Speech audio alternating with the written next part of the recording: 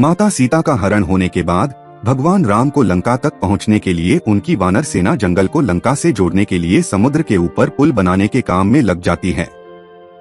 पुल बनाने के लिए पत्थर पर भगवान श्री राम का नाम लिखकर पूरी सेना समुद्र में पत्थर डालती है। भगवान राम का नाम लिखे जाने की वजह से पत्थर समुद्र में डूबने के बजाय तैरने लगते हैं। यह सब देखकर सभी वानर काफी खुश होते हैं और तेजी से पुल बनाने के लिए पत्थर समुद्र में डालने लगते हैं। भगवान राम पुल बनाने के लिए अपनी सेना के उत्साह, समर्पण और जुनून को देखकर काफी खुश होते हैं। उस वक्त वहाँ एक गिलहरी भी थी जो मुंह से कंकड़ उठाकर नदी में डाल रही थी। उसे ऐसा बार बार करते हुए एक वानर देख रहा था। कुछ देर बाद वानर गिलहरी को देखकर मजाक बनाता है।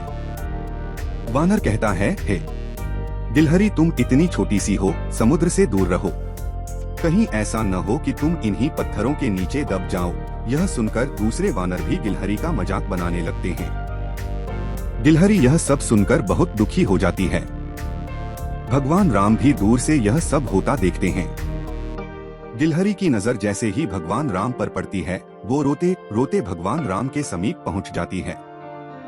परेशान गिलहरी श्री राम से सभी वानरों की शिकायत करती है। तब भगवान राम खड़े होते हैं और वानर सेना को दिखाते हैं कि गिलहरी ने जिन कंकड़ों व छोटे पत्थरों को फेंका था, वो कैसे बड़े पत्थरों को एक दूसरे से जोड़ने का काम कर रहे हैं।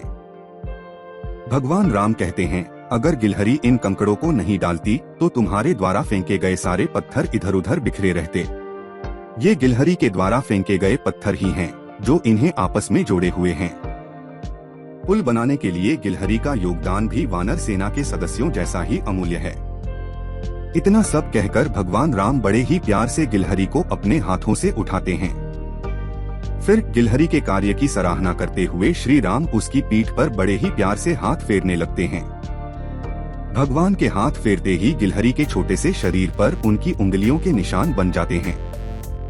तब से ही माना जाता है कि गिलहरियों के शरीर पर मौजूद सफेद धारियां कुछ और नहीं बल्कि भगवान राम की उंगलियों के निशान के रूप में मौजूद उनका आशीर्वाद है।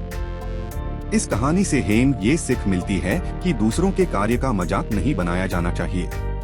कार्य में किसी भी तरह का योगदान महत्वपूर्ण होता है।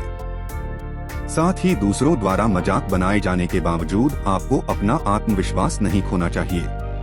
धन्यवाद।